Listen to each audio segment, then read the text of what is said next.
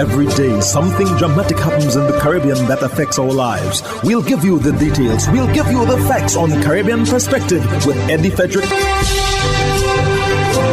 Host Eddie Frederick. So glad you can join us. The IMF says Trinidad and Tobago's GDP to decline by 5.6% in 2020.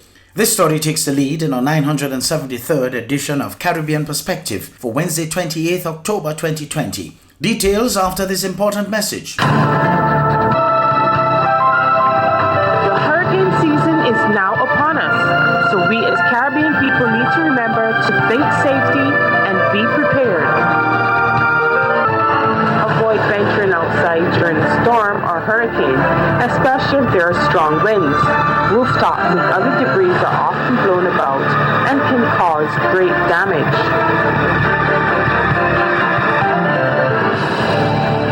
Welcome back. The International Monetary Fund, the IMF, now expects Trinidad and Tobago's economy to decline by a massive 5.6%.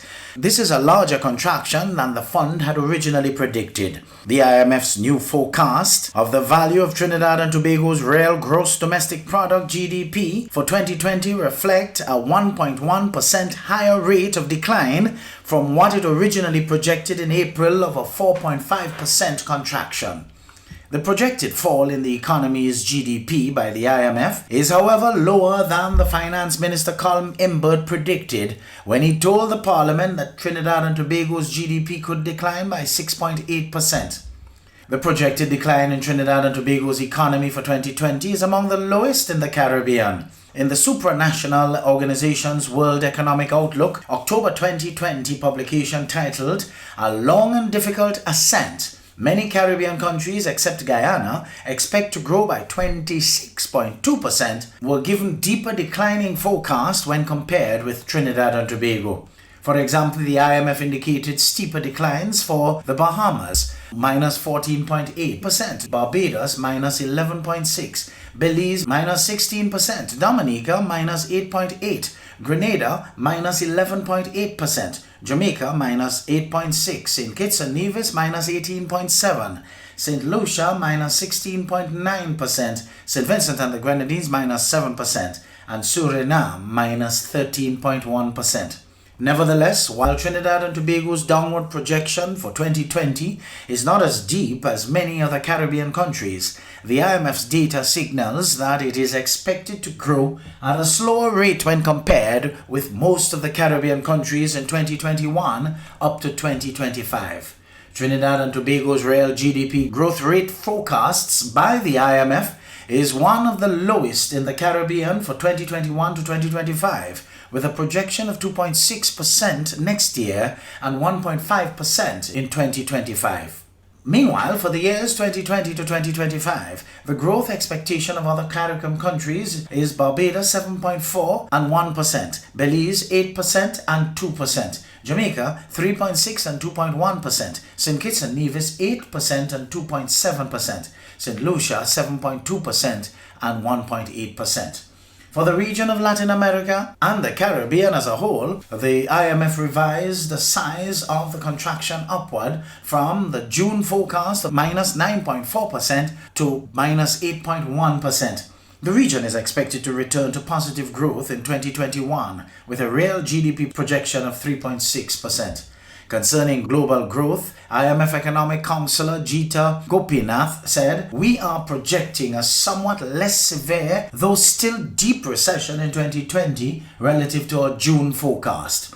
Gopinath indicated that the revision is driven by second quarter GDP outruns in large and advanced economies, which were not as negative as the IMF had projected.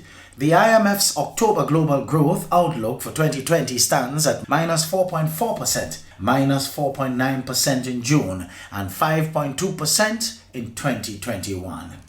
More nationals of Trinidad and Tobago will be returned home this week. In fact, over 200. The Ministry of Health shared the good news as government continues to accelerate its repatriation process. TV6's Renessa Cutting reports. A committee has been put in place and it is examining the best way to remove the travel exemption system, allowing for more nationals to return home. In the interim, the state continues with its accelerated repatriation process within the current constraints. Within the last 7 days, we have repatriated approximately 240 nationals from the United States, Miami and New York, and Barbados. On November 2nd, the country will be informed about the specifics of the exemption-free repatriation system, under which all returning nationals will be subject to quarantine. The repatriation process involves a 7-day quarantine at a quarantine center, followed by a 7-day quarantine at home. This process is ongoing given the percentage of persons in the repatriation process that have tested positive over the last week. Approximately 10% of repatriates have tested positive for COVID-19. Approximately 300 persons are being granted exemptions every 10 days. The ministry is reminding the public that although hospital occupancy levels are low, several other factors influence how many persons can be repatriated at any given time. Factors such as the social distancing and spacing on an aircraft that is coming from generally high-risk areas.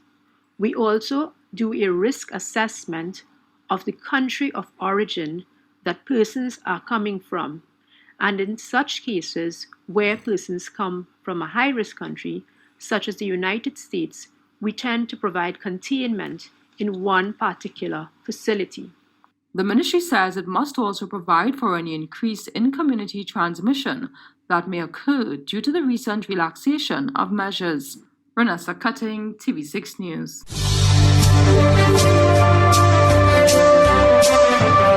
You're listening to Caribbean Perspective with Eddie Frederick.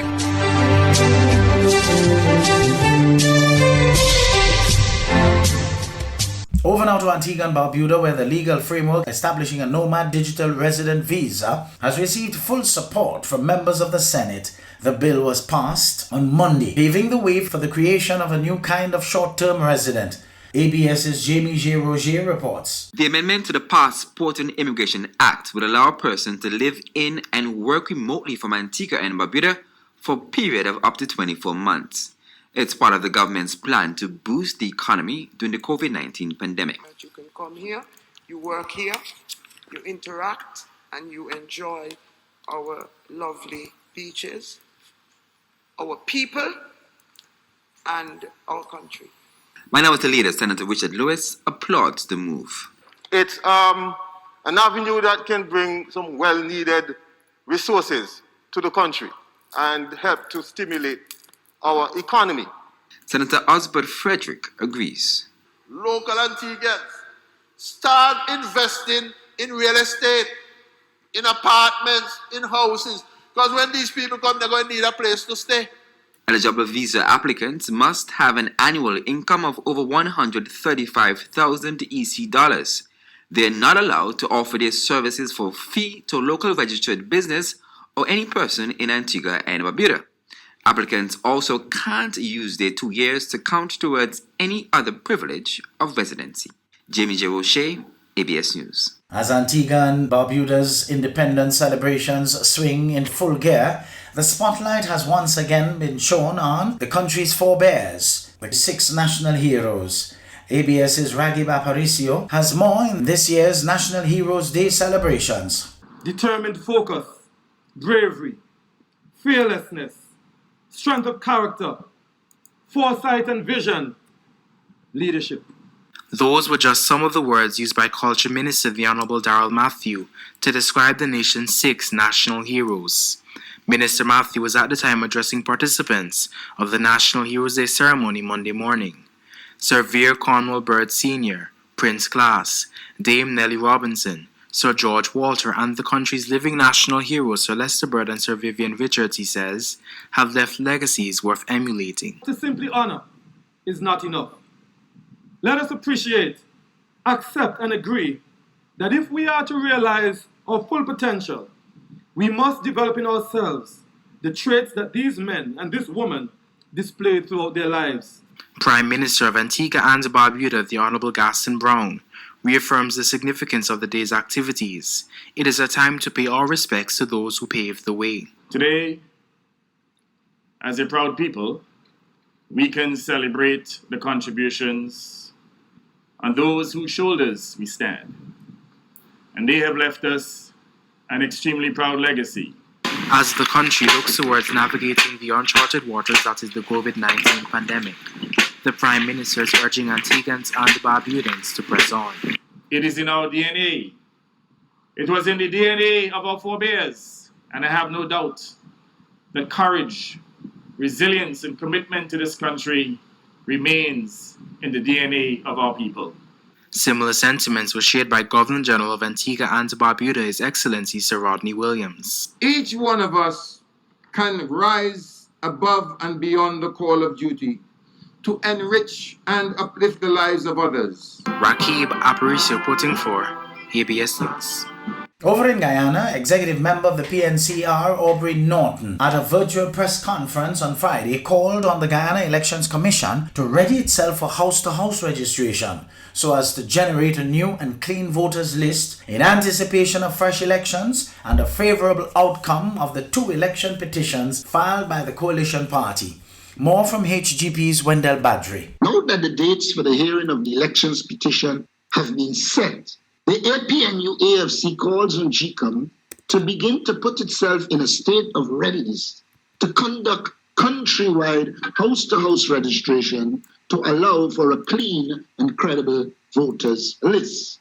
The executive member lamented that a bloated, corrupt, and compromised voters list is at the heart of the electoral fraud, which was perpetrated by the PPPC allegedly during the March 2020 general and regional elections. He further stated that he is confident that the election petitions will be successful and that Ghana will return to elections soon, hence the need for house-to-house registration to provide a new, clean, and credible voters list.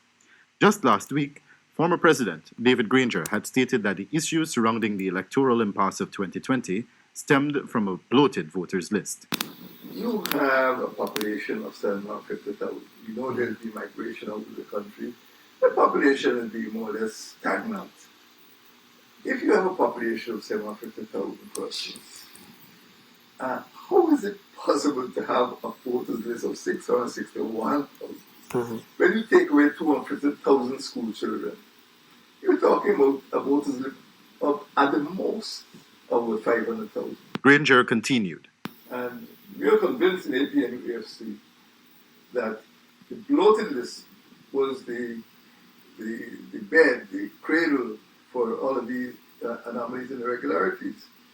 So we can't get far with In response to a question by a member of the media on electoral reform prior to the next election, Norton said there has been no general consensus on the matter, but that it must be treated with extreme prudence and diligence.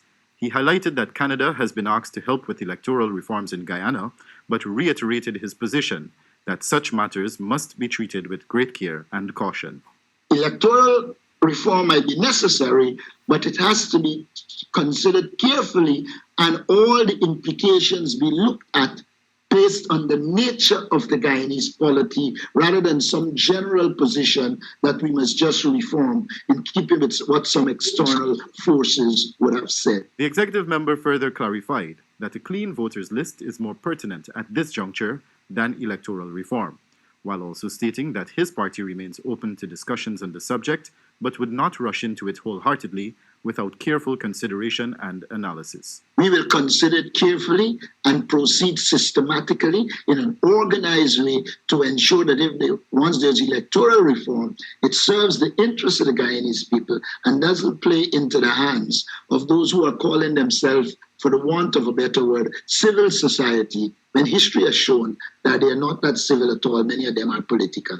Wendell Badri for the HGP Nightly News.